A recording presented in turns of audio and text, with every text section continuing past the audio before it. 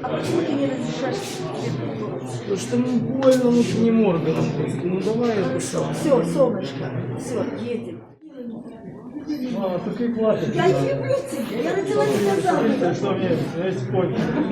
Для кого-то пончик, для кого-то тырка, короче говоря. А для меня это символ правосудия белорусского, наверное, так времени, понимаешь? Так что розовые перформансы продолжаются. Все. Это слезы радости. Вот, Я всё, спрошу только одну вещь. Ты вымолотил одну камеру, тебе пересадили здесь, другую твоя Анжелочка принесла мойщик. Третью, сколько камер ты помыл? За неделю 4 камеры. А они же специально тебе сделали Мне такой. нормально, зато, Так, сейчас зато мы едем. камеры чистые после меня. Да. Оставил чистящее средство, моющее средство, тряпки, все Я там. восхищаюсь тобой, что Всем людям, кто писал, это очень круто. Когда незнакомые писали, люди вообще грамотно. Вот это очень помогает, когда сейчас сегодня тоже думаю, мне письма принесут, а меня уже там нету. Вот это очень крутая тема, что и это очень важно писать. Пишите всегда политическим и не забывайте вкладывать конверт. Вот это. Ну и спасибо за солидарность. А как вы себя чувствуете? Великолепно себя чувствую. Да, видите, превосходно. как пьяный стоит. Вообще отлично. Молодец, я люблю твою Я волю. так всем врачам и говорю. Как ты собираешься прийти голодовать?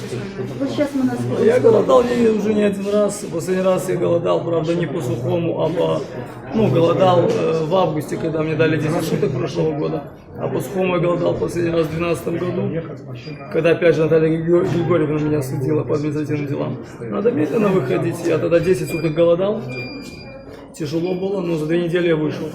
Сейчас точно так же, супчики, там, бульончики, но буду выходить, не знаю Нет, сколько. сын, ты поедешь на скорой.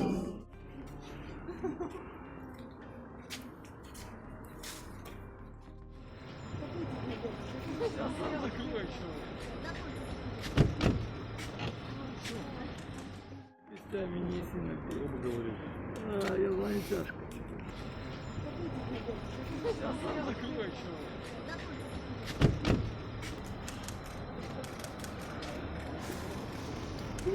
Нормально.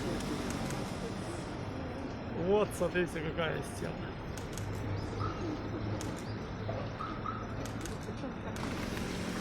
Готовьте,